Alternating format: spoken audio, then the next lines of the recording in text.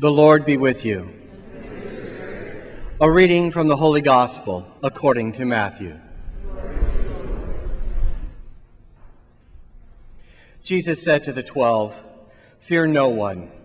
Nothing is concealed that will not be revealed, nor secret that will not be known. What I say to you in the darkness, speak in the light. What you hear whispered, proclaim on the housetops. And do not be afraid of those who can kill the body, but cannot kill the soul. Rather, be afraid of the one who can destroy both the soul and the body in Gehenna. Are not 2 sparrows sold for a small coin? Yet not one of them falls to the ground without your Father's knowledge. Even the hairs on your head are counted. So do not be afraid. You are worth more than many sparrows. Everyone who acknowledges me before others, I will acknowledge before the Father. But whoever denies me before others, I will deny before the Heavenly Father." The Gospel of the Lord.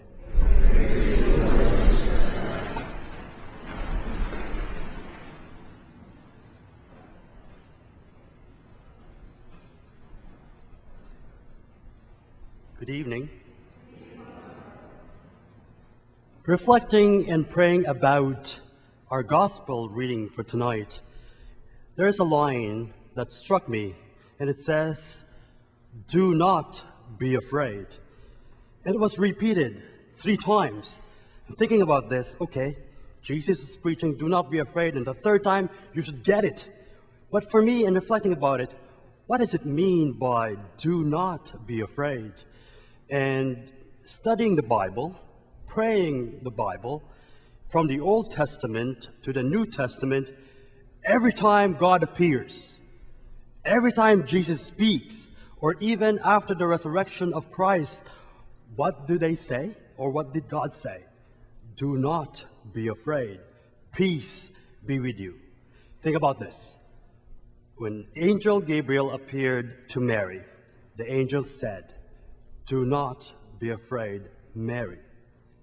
And why is this? Why is this that God's always greeting is do not be afraid? The experience of God for so many people from the biblical times and even today is about fear. Are they scared because the picture of God is long hair, with gray hair, with robes, up there in heaven? That mean-looking God? Is it? It means that the experience of God for so many people is the unknown. It's not about God, the appearance, but where is God telling you to go? And that is the most fearful thing that a Christian or anyone can experience. When Mary said, "Yes, let it be done to me according to your will," and she asked this question, how can this be? It's a question that, where am I going with this? Where am I going with this announcement that I am carrying Jesus in my womb? Moses, experience of the burning bush. It's not about the appearance of God. It's God telling you or telling us where to go. And that is the most fearful thing to experience. The fear of the unknown is the most fearful one.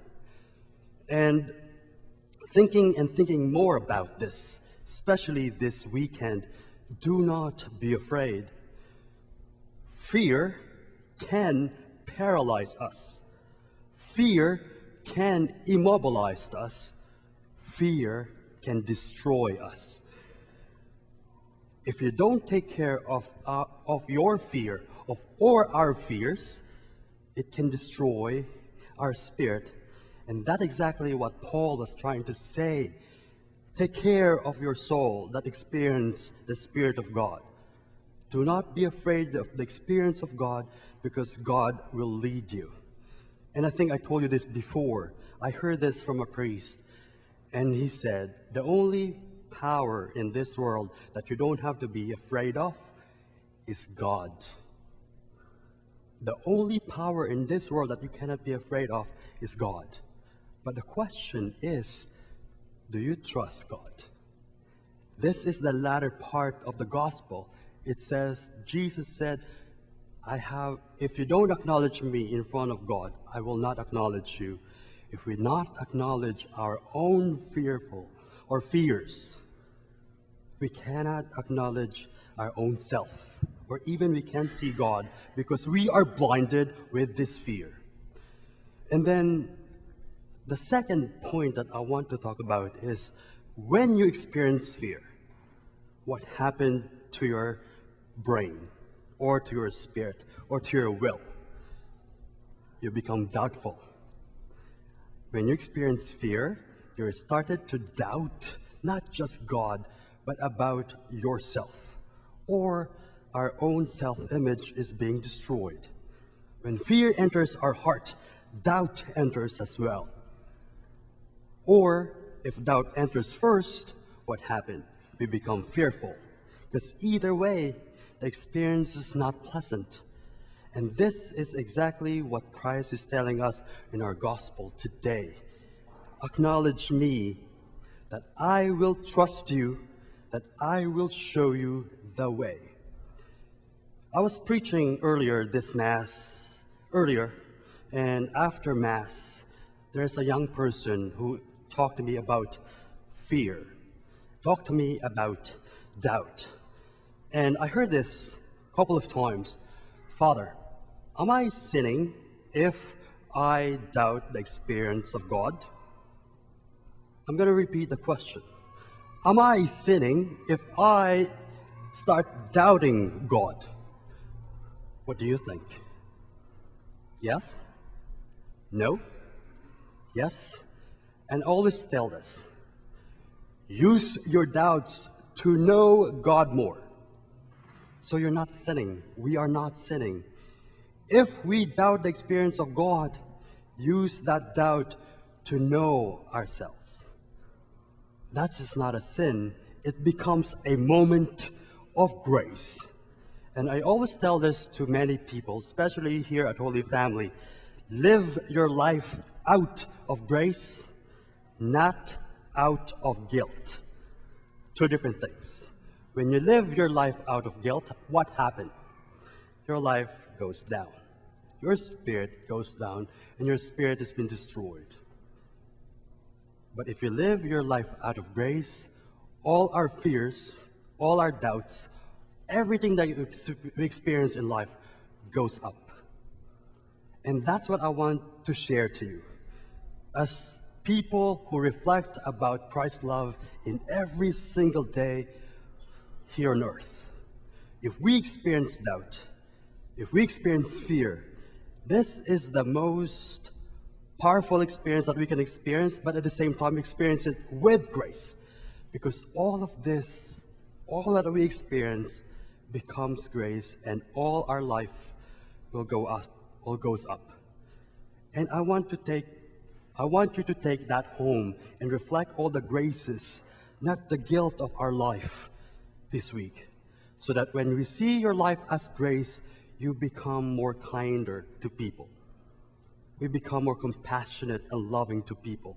We are more welcoming to people because grace is for everyone. Just like in the gospel it says, even your hair is counted by God.